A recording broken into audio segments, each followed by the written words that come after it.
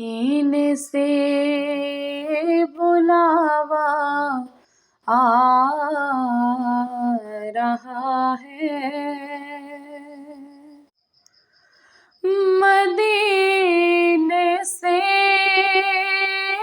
बुलावा आ रहा है, मेरा दिल मुझसे पहले चला जा रहा है।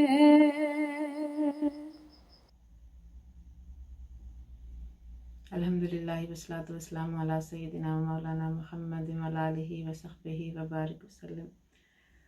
अल्लाह ताला की तौफीक से इस रमज़ान मुबारक में हमारी ट्रेयर ऑफ नॉलेज की जो टीम है, बहनों ने अल-मिनहाजुस्सवी मिनल हदीस नबवी के तमाम चैप्टर्स को आपके सामने पेश करने का जो इरादा किया था, वो सिलसिला जारी है।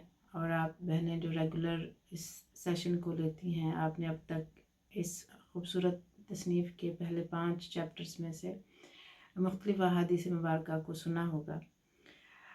आज हम जिस चैप्टर में से कुछ अहादीस मुबारक आपके साथ शेयर करेंगे, वो इसका छठा चैप्टर है, जिसका उन्वान है अद्दुआ बाद सलावातिल मकतूबा, यानी कि फ़र्ज़ नमाज़ों के बाद जो दुआएं पढ़ी जाती हैं उनके हवाले से हदीस मुबारक का मजमूआ आप लोग को इसमें मिलेगा।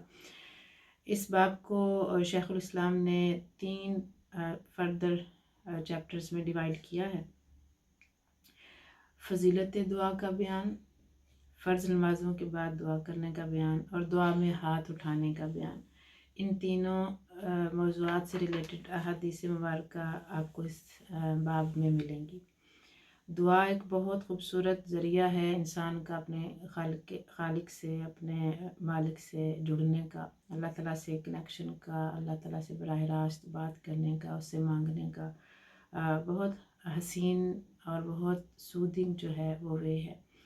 इन हदीस मुबारक को पढ़ने के बाद अंदाज़ा होता है कि दुआ कितना गहरा ताल्लुक़ पैदा करता है और दुआ के कितने फ़ज़ाइल हैं। और आका अलैहिस्सलाम ने हमें पूरे इसके जो आदाब हैं, मैनरिज़म है, वो भी सारी हमें अपने सीरत मुबारक के ज़रिए और आपकी हदीस मुबारक से हमें वो सीखने का मौका मिलता है। इस चैप्टर की जो पहली फ़सल है फ़जीलत दुआ का बयान, उसमें पहली ही हदीस है हज़रत नुमान बिन बशीर रज़ियल्लाहु तआला अन्हु से रिवायत है कि आका अलैहिस्सलाम ने फरमाया, दुआ ऐन इबादत है। फिर आप सल्लल्लाहु अलैहि वसल्लम ने बतौर दलील ये आयत तिलावत फरमाई। ये सूरतुल गाफ़िर की आयत नंबर 60 है। इसका जो मफ़हूम है वो है, तुम्हारे परवरदिगार ने फरमाया है कि तुम मुझसे दुआ करो, मैं तुम्हारी दुआ कबूल करूँगा। जो लोग मेरी इबादत यानी मुझसे दुआ करने से एराज़ व तकब्बुर करते हैं, वो अनकरीब जहन्नम में ज़लील होकर दाखिल होंगे। दुआ करने का अल्लाह ताला ने कुरान पाक में हुक्म फरमाया है। दूसरी हदीस मुबारक हज़रत अबू हुरैरा से रिवायत है, आका अलैहिस्सलाम ने फरमाया, जिसको पसंद हो कि अल्लाह ताला मुश्किलात और तकालीफ़ के वक्त उसकी दुआ कबूल करे, वो खुशहाली के औकात में ज़्यादा से ज़्यादा दुआ किया करे। इसी तरह हज़रत अनस बिन मालिक से रिवायत है, आका अलैहिस्सलाम ने फरमाया, दुआ इबादत का मग़ज़ यानी खुलासा और निचोड़ है। हज़रत सलमान से रिवायत है कि हुज़ूर सल्लल्लाहु अलैहि वसल्लम ने फरमाया, दुआ के अलावा कोई चीज़ तकदीर को रद्द नहीं कर सकती और नेकी के अलावा कोई चीज़ उम्र में इजाफ़ा नहीं कर सकती। इसी चैप्टर से हज़रत अबू दरदा से मरवी है कि हुज़ूर सल्लल्लाहु अलैहि वसल्लम ने फरमाया, जब कोई मुसलमान अपने मुसलमान भाई के लिए उसकी अदम मौजूदगी में दुआ करता है तो मुकर्रर करदा फरिश्ता कहता है, तेरे लिए भी ऐसा ही हो जैसा तूने अपने भाई के लिए दुआ की। यानी दूसरों के लिए दुआ करना हमारे लिए बजाते ख़ुद एक दुआ बन जाता है और ये फरिश्तों की दुआ हो जाती है हमारे लिए। इसलिए हमें अपने मुसलमान बहन भाइयों के लिए कसरत के साथ दुआ करनी चाहिए। इसके दूसरी फ़सल है जिसमें फ़र्ज़ नमाज़ों के बाद दुआ करने का बयान है। इसमें भी बहुत सारी अहादीस हैं, इनमें से कुछ हम पढ़ेंगे। حضرت ابو امامہ سے روایت ہے، حضور صلی اللہ علیہ وسلم کی خدمت اقدس میں عرض کیا گیا، کس وقت کی دعا زیادہ سنی جاتی ہے؟ فرمایا رات کے آخری حصے میں کی گئی دعا اور فرض نمازوں کے بعد کی گئی دعا جلد قبول کی جاتی ہے۔ اسی طرح آقا علیہ السلام نے فرمایا، حضرت معاذ بن جبل سے روایت ہے، خوبصورت حدیث ہے، آقا علیہ السلام ایک دن ان کا ہاتھ پکڑ کر فرمایا، حضرت معاذ بن جبل ان کا ہاتھ پکڑ کر فرمایا، اے معاذ میں تم سے محبت کرتا ہوں۔ حضرت معاذ نے عرض کیا، یا رسول اللہ صلی اللہ علیہ وسلم، میرے ماں باپ آپ پر قربان ہوں، میں بھی آپ سے محبت کرتا ہوں۔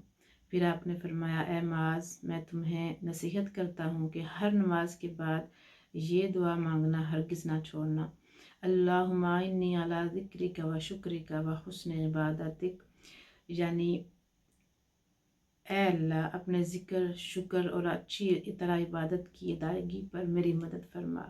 پھر حضرت معاذ نے اس دعا کی نصیحت سے نابغی کو کی اور انہوں نے عبد الرحمن کو نصیحت کی کہ ہر نماز کے بعد یہ دعا پڑھا کریں۔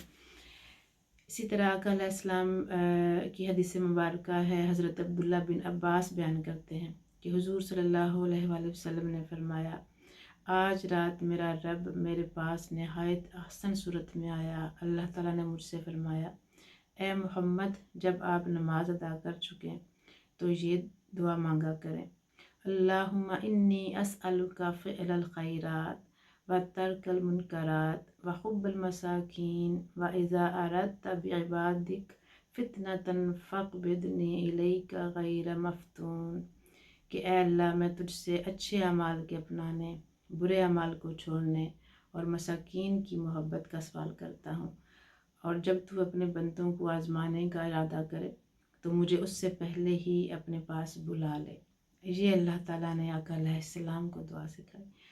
حضرت انس بن مالک سے روایت ہے کہ حالت نماز میں حضور صلی اللہ علیہ وآلہ وسلم کے عین پیچھے کھڑا ہوتا تھا، بس آپ جب سلام پھیرتے تو فرماتے، اے میرے اللہ میری عمر کا آخری حصہ بہترین بنا دے، اے میرے اللہ میرے اعمال کا خاتمہ اپنی رضا پر کر، اے میرے اللہ میرے دنوں میں سے بہترین دن اس کو بنا جس دن میں تیرے ساتھ ملاقات کروں۔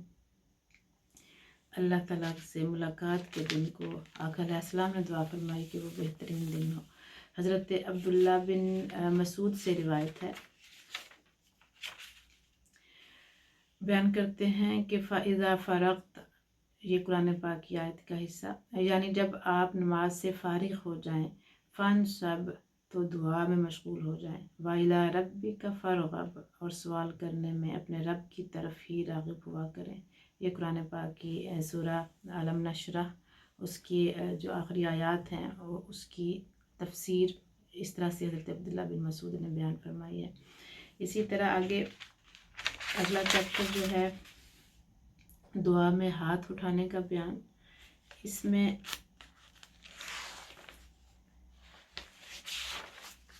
حضرت عمر بن خطاب سے روایت ہے، حضور صلی اللہ علیہ وسلم دعا کے لیے ہاتھ اٹھاتے تو اپنے چہرے اقدس پر پھیرنے سے پہلے ہاتھ نیچے نہ کرتے۔ دعا کے بعد ہاتھ چہرے پہ پھیرنا آقا علیہ السلام کی سنت مبارکہ ہے۔ حضرت صائب بن یزید اپنے والد سے روایت کرتے ہیں کہ حضور صلی اللہ علیہ وسلم جب دعا فرماتے تو اس کے لیے اپنے دونوں ہاتھ مبارک اٹھاتے، پھر دعا کے بعد اپنے چہرہ انور پر ہاتھ پھیر لیتے۔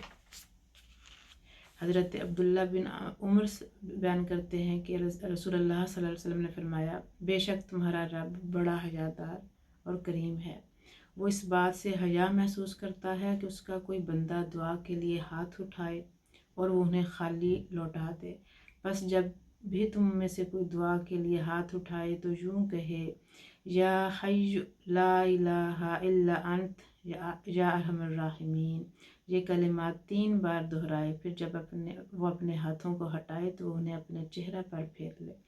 اسی طرح حضرت امام ظاہری فرماتے ہیں کہ رسول اللہ صلی اللہ علیہ وسلم دعا میں اپنے ہاتھ مبارک سینہ اقدس تک بلند فرماتے اور پھر دعا کے بعد ان کو اپنے چہرہ انور پر پھیر لیتے۔ حضرت انس بن مالک بیان کرتے ہیں کہ حضور صلی اللہ علیہ وسلم نے فرمایا، جب کوئی بندہ دعا کرتا ہے اور اپنے ہاتھ کو اٹھاتا ہے اور اللہ تعالیٰ سے مانگتا ہے تو اللہ تعالیٰ فرماتا ہے بے شک میں اپنے اس بندے سے حیا کرتا ہوں کہ میں اس کی دعا کو رد کروں۔ حضرت علی کرم اللہ وجہہ کا بیان ہے کہ رسول اللہ صلی اللہ علیہ وسلم نے فرمایا بے شک تمہارا رب بڑا حیادار اور سخی ہے، اسے اس بات سے حیا آتی ہے کہ کوئی بندہ دعا کے لیے اس کے سامنے اپنے ہاتھ اٹھائے اور وہ انہیں خالی ان میں خیرات ڈالے بغیر واپس لوٹا دے۔ اسی طرح حضرت انس بن مالک نے حضور صلی اللہ علیہ وسلم سے روایت کیا کہ آپ نے فرمایا کوئی بھی بندہ مومن ایسا نہیں جو ہر نماز کے بعد اپنی ہتھیلیاں پھیلاتا ہے پھر یہ کہتا ہے اے میرے رب، اے میرے اللہ، اے میرے اور ابراہیم اور اسحاق اور یعقوب کے معبود اور جبرائیل اور میکائیل اور اسرافیل کے معبود، میں تجھ سے دعا کرتا ہوں، میں تجھ سے سوال کرتا ہوں کہ تو میری دعا کو قبول فرما کیونکہ میں مجبور ہوں، اور تو مجھے میرے دین میں مجھے مضبوط رکھ کیونکہ میں ابتلا میں ہوں، اور تو مجھے اپنی رحمت سے حصہ وافر عطا فرما کیونکہ میں گناہ گار ہوں، اور مجھ سے فقر کو دور فرما کیونکہ میں ایک مسکین ہوں۔ پھر اللہ تعالیٰ اپنے ذمہ کرم پر لے لیتا ہے اور اس کے ہاتھوں کو ناکام واپس نہیں لوٹاتا۔ آقا علیہ السلام کی حدیث مبارکہ جس کو حضرت انس بن مالک نے بیان کیا ہے، فرماتے ہیں کہ میں رسول اللہ صلی اللہ علیہ وسلم کی معیت میں گھر سے مسجد کی طرف نکلا اور کچھ لوگ مسجد میں اپنے ہاتھوں کو اٹھائے اللہ سے دعا مانگ رہے تھے، تو مجھے حضور صلی اللہ علیہ وسلم نے فرمایا کیا تم وہ چیز دیکھ رہے ہو جو ان کے ہاتھوں میں ہے؟ تو میں نے عرض کیا آپ ان کے ہاتھوں میں کیا دیکھ رہے ہیں؟ تو آپ صلی اللہ علیہ وسلم نے فرمایا میں ان کے ہاتھوں میں نور دیکھ رہا ہوں۔ میں نے عرض کیا یا رسول اللہ صلی اللہ علیہ وسلم اللہ تعالیٰ سے دعا فرمائیں کہ وہ مجھے بھی یہ نور دکھائے۔ آپ بیان کرتے ہیں پھر آپ نے فرمایا اے انس جلدی کرو یہاں تک کہ ہم بھی ان لوگوں کے ساتھ دعا میں شریک ہو سکیں۔ بس میں نے حضور صلی اللہ علیہ وسلم کے ساتھ جلدی ان لوگوں کی طرف گیا، پھر ہم نے بھی دعا کے لیے ہاتھ اٹھا دیے۔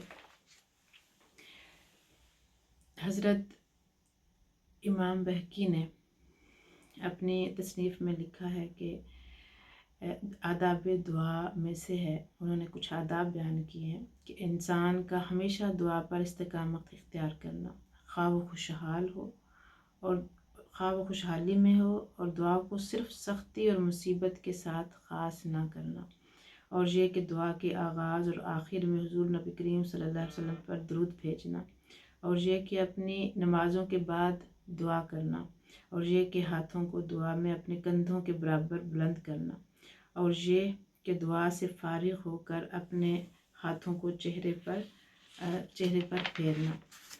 یہ تمام آداب دعا مانگتے ہوئے ہمارے پیش نظر رہنے چاہیے۔ امام ابن رجب حنبلی نے ایک طویل حدیث میں حضور صلی اللہ علیہ وسلم کے ایک صحابی کی کیفیت دعا بیان کرتے ہوئے بیان کیا، انہوں نے اپنے ہاتھ آسمان کی طرف بلند کیے اور یہ آداب دعا میں سے جس کے سبب امید قبولیت رکھی جاتی ہے۔ یہ کچھ حدیث ہم نے 6 جو اس کا باب ہے اس میں سے پڑھی ہیں، جس میں آقا علیہ السلام نے کہ فرمودات کی روشنی میں دعا مانگنے کے فضائل بیان ہیں۔